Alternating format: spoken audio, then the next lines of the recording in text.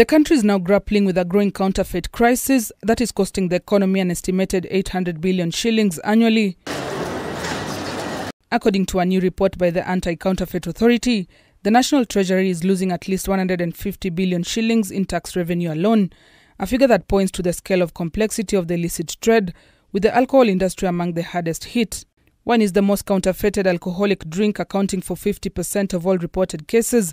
Beer follows closely at 47%, with whiskey at 42% and vodka at 36%.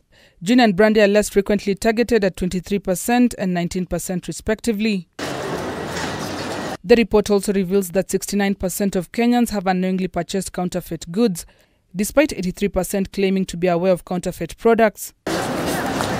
Awareness levels varied across counties, with Busia leading at 98%, followed by Machakos at 90%.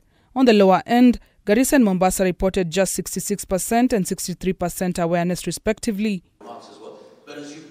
While industry-specific data shows a 30% improvement in sectoral awareness since 2020, the agricultural inputs and agrochemical sector recorded the highest consumer awareness at 39%, followed by alcoholic beverages at 36% and cosmetics at 33%.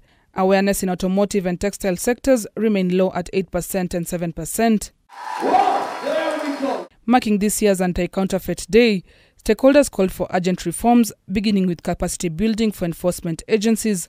We are collaborating with brand owners so they can train our agencies, and particularly our law enforcement officers and the brand consumers, so that by the time when you are consuming those goods, you're able to know which is fake and which is real. Further, they recommended incorporating intellectual property education in institutions, as well as empowering the informal sector with IP knowledge in a bid to reverse the trend. Intellectual property is not just a technical, legal matter only for experts, but it's become an important catalyst to help entrepreneurs, innovators, Kenyan startups to bring their ideas to the market. According to stakeholders, there is need to fast-track the patenting of local innovations to protect Kenya's creative economy and boost competitiveness. Gertrude Burgay, K24 TV.